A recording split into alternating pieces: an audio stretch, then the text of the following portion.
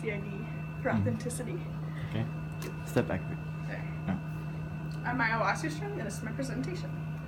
If we're not fully ourselves, truly in the present, we miss everything. Thich Nhat Hanh.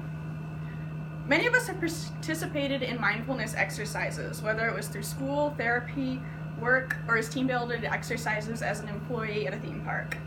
It emphasizes practices such as yoga and meditation to attain, as defined by the Merriam-Webster Dictionary, a mental state achieved by focusing one's awareness on the present moment.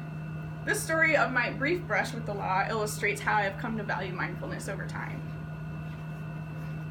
For background, most American students take a test called the ACT, which basically is a standardized test that allows colleges to determine how ready you are for entrance. Most students only take it 2 or 3 times, but my siblings and I have been held to really high academic standards, so I had to take it a total of 6 times before I got a score that was allowable by my parents. The time I got pulled over was during my junior year of high school during a particularly harsh winter. The exam was just at my high school, so I left at the normal time I would need to arrive at school without thinking of the layer of ice that had completely accumulated over everything overnight.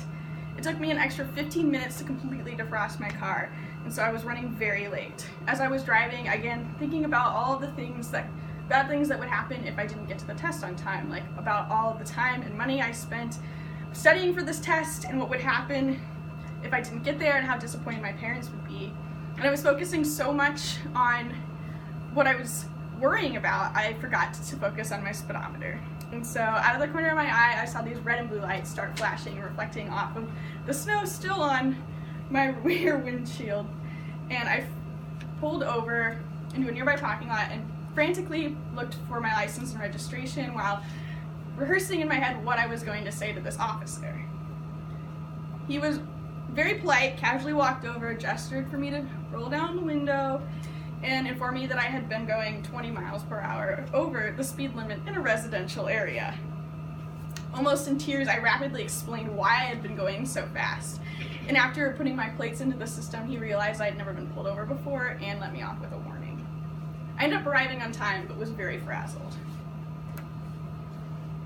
I spent so much time worrying about getting to the school, I forgot to focus on driving safely and thinking about my own safety in the cold weather. I ultimately spent more time getting pulled over than if I had just taken a moment to calm down, breathe, and focus at the task on hand. After being forced over the years to do different mindfulness exercises in different settings, I dismissed them as kind of aloof and kind of stupid, and I had to speed and almost get served a very hefty fine before it finally clicked with me what it means to apply mindfulness in the everyday world.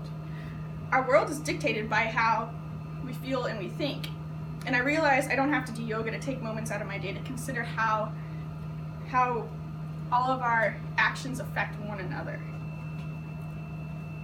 From then on, I started learning about mindful coping strategies, like through reading self-help books, so I could employ what I had individually found helpful. I am big about learning from my mistakes, and this experience showed me how important it is to slow down and really reflect on why we're making mistakes and how we can correct them in the future. Mindfulness pushed me to learn how to handle stress, focus on the positives instead of the negatives, and most importantly, to always just be present in everyday living.